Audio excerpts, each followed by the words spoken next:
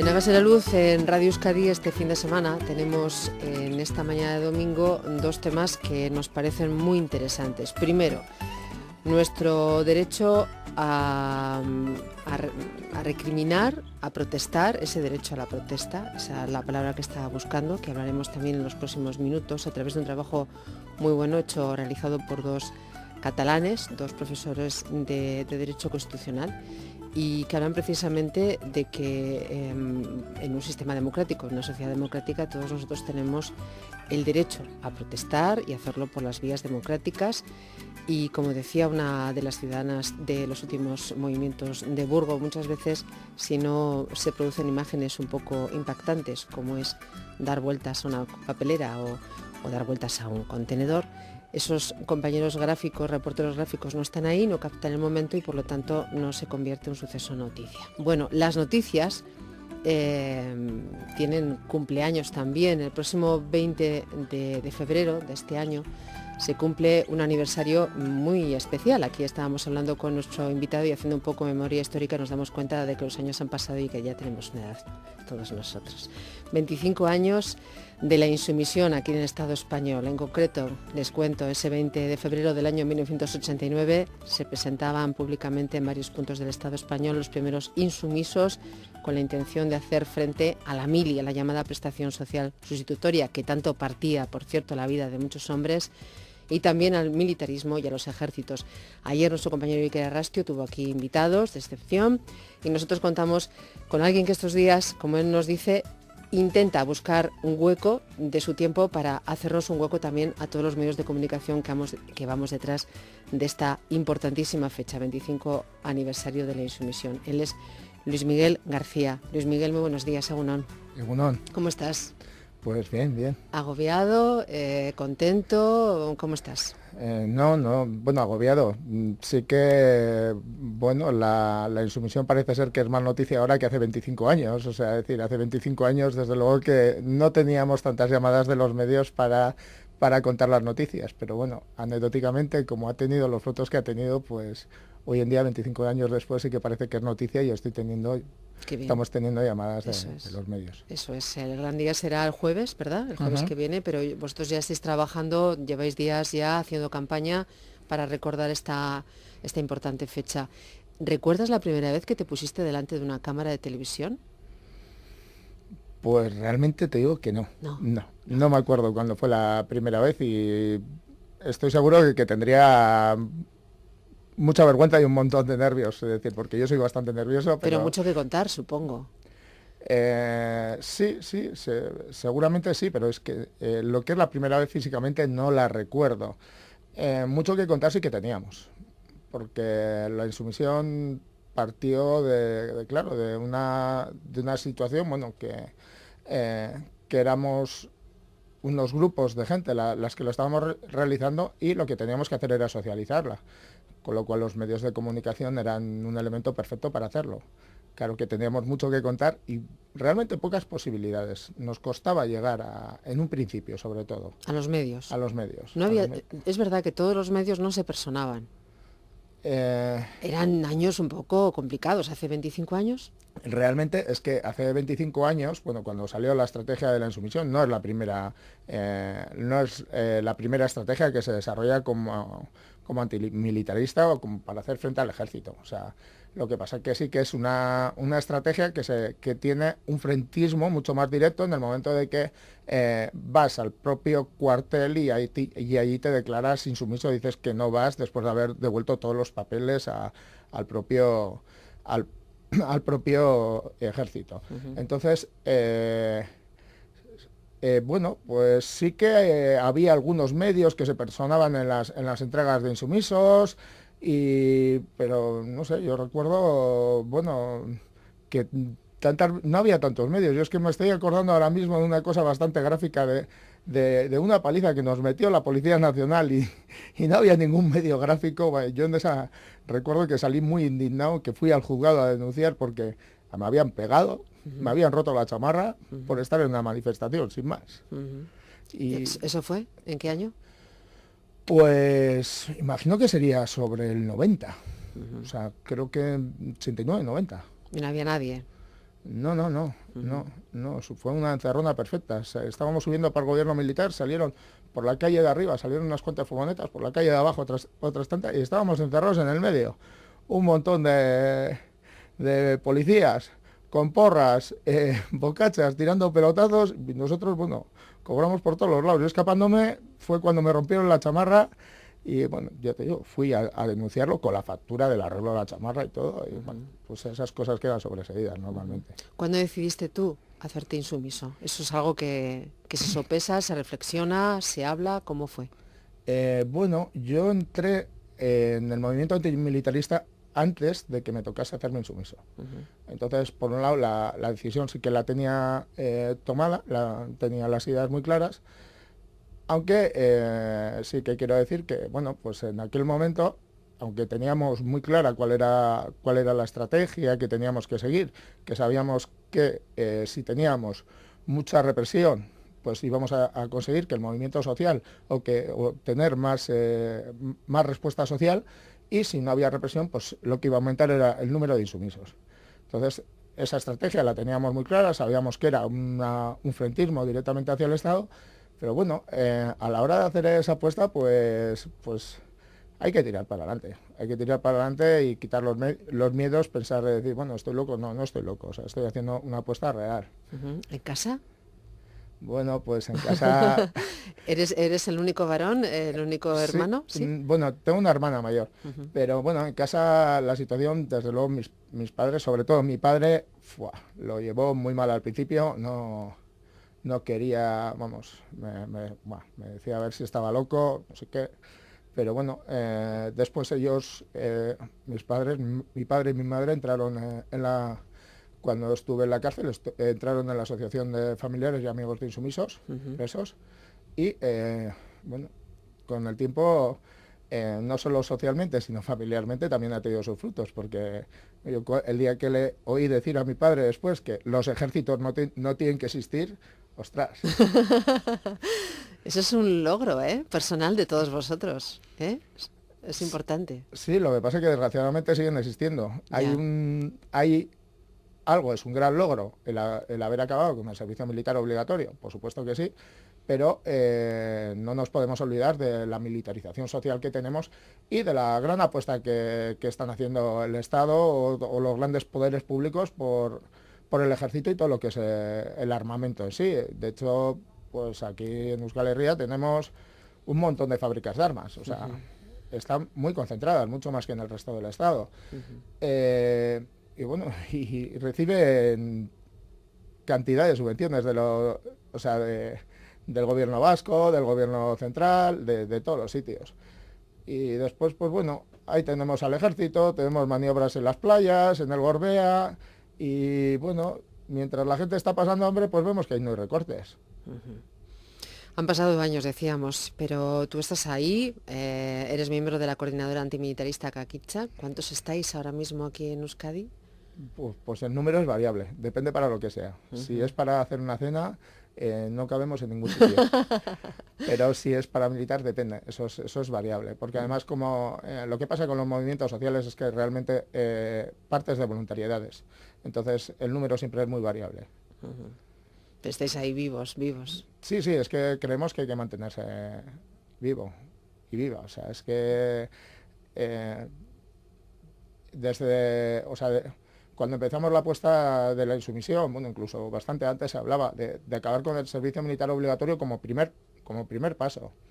Y como un paso de que lo que iba a hacer también era quitar un montón de valores que se inculcaban directamente en la sociedad, machistas, etcétera, es decir, por la gente que pasaba por el servicio militar. Pero lo que no podemos obviar es que ese era un primer paso hacia una consecución mayor, que es la eliminación de los ejércitos.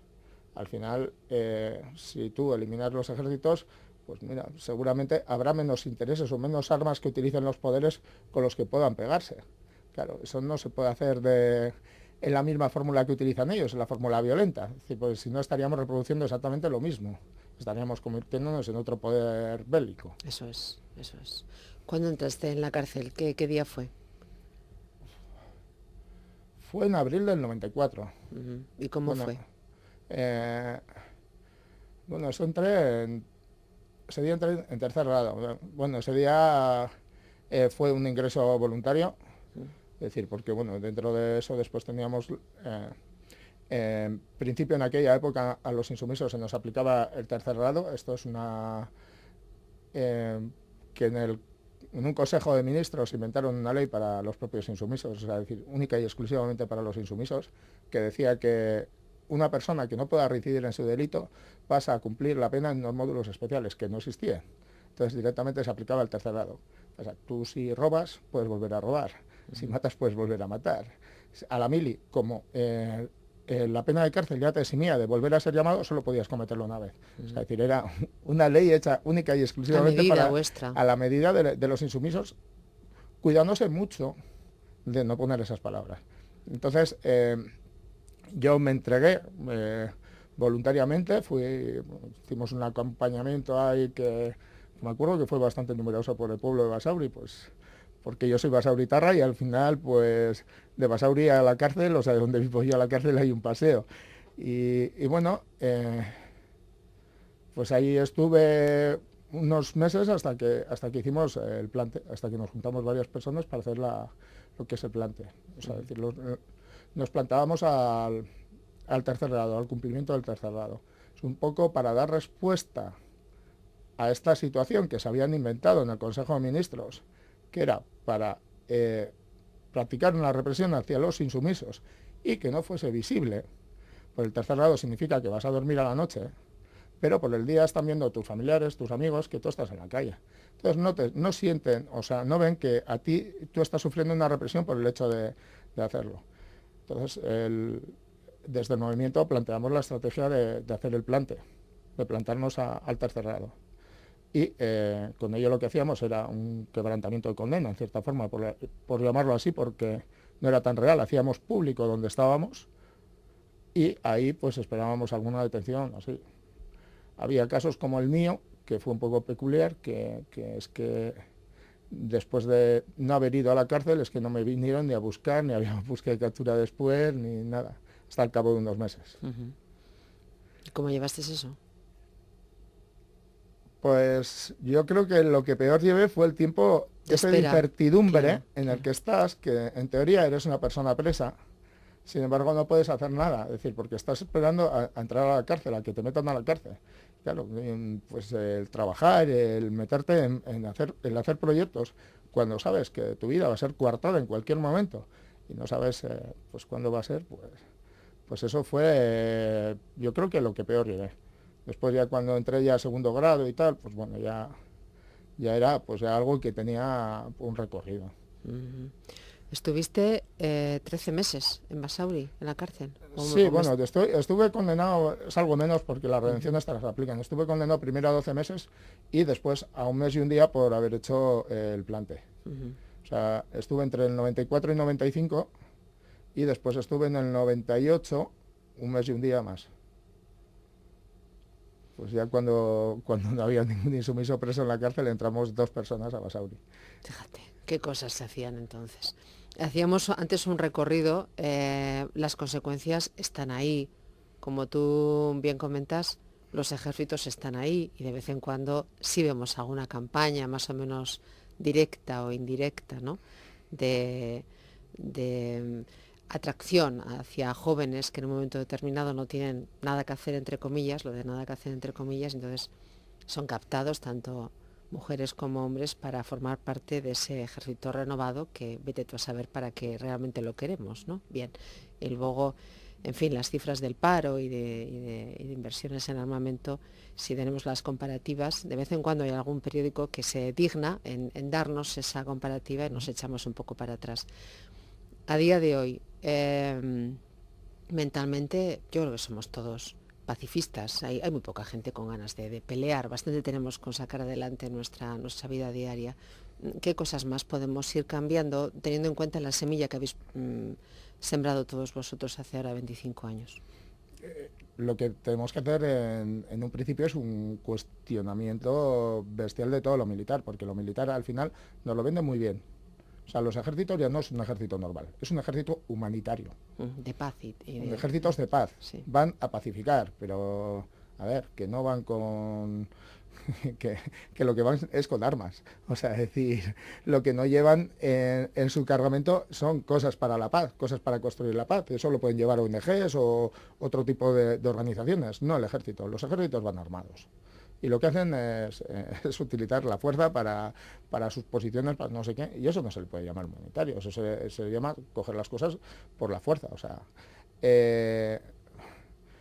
y así utilizando un término bastante suave, o sea, decir, porque hay una recopilación que se hizo en Gasteiz de los ejércitos, sobre los ejércitos humanitarios, que es un libro bastante gordo, y simplemente es de noticias aparecidas en los periódicos, de las salvajadas que hicieron en la guerra de los Balcanes. O sea, o de las salvajadas recogidas en medios de comunicación. O sea, decir que no es nada que han dicho que no sé qué, sino son cosas publicadas. Lo que tenemos que hacer es un cuestionamiento de lo militar día a día. Nosotros hacemos unas campañas de objeción fiscal. Es algo significativo. Por supuesto que tenemos un problema a la hora de dar una respuesta, porque no es algo que estás llamado directamente, pero sí que tenemos que cuestionar y tenemos que exigir a los poderes políticos que no apuesten por ello y en cierta forma cuestionar y en todas las fórmulas que podamos. O sea, es decir, lógicamente la democracia, esto que llaman democracia, no es algo que nos representa directamente, porque no podemos elegir directamente tampoco si queremos ejército, no queremos ejército. No, tú metes la papeleta cada 4 años y al que meta la papeleta va a mantener exactamente igual la misma estructura y vamos, exactamente lo mismo que hay. Va a seguir dando las mismas subvenciones o más a las fábricas de armas que hay, etcétera, etcétera. En vez de apostar por una política realmente de paz, pacifista. Y de hecho cada vez vamos hacia una mayor militarización social. De hecho, yo creo que como militar no debemos entender solo el ejército, sino que también la policía está muy militarizada. De hecho, aquí,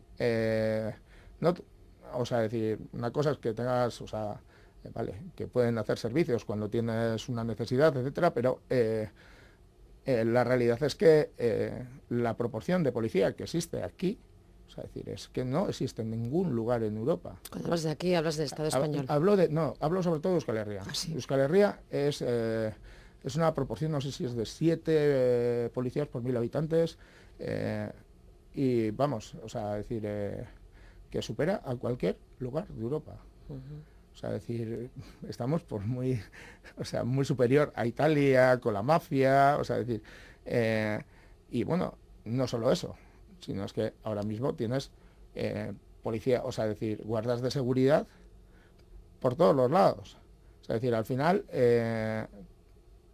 cosas que creo que igual deben de ser de educación social, en vez de ser de educación social, lo que hacemos es poner al guardia de seguridad ahí, que muchas veces, pues en vez de solucionar los follones, lo que hace es armar más. Y estamos viendo a cada vez una mayor militarización social, en la cual pues cada vez incluso menos cosas están permitidas. De hecho, pues ahí tenemos todas las reformas de los códigos penales, etcétera, etcétera, que esa militarización social vale también para callar a la gente. Con lo cual esto es el pez que se muerde la cola. Ya lo creo que sí. Pues yo estoy muy contenta de que te hayas acercado por aquí, Luis Miguel García. Sabemos que además también vas a estar con nuestros compañeros de Boulevard. Has quedado con Ander Iríbar. ¿Qué día has quedado? El jueves, me has dicho. El jueves a la mañana. El mismo jueves. Que el semblante de todos vosotros permanezca vivo, muy, muy vivo, y sobre todo que la educación pacifista empiece también por el hogar, que todavía se regalan muchos juguetes que no son demasiado, ¿verdad? Y historias que aparecen a través de dibujos animados y de series que parece que no tienen ningún trasfondo, lo tienen. El vocabulario que muchas veces empleamos, todo eso también tiene que ayudar a que los ejércitos físicos y los ideales invasivos muchas veces que nos rompen las libertades personales desaparezcan de una vez.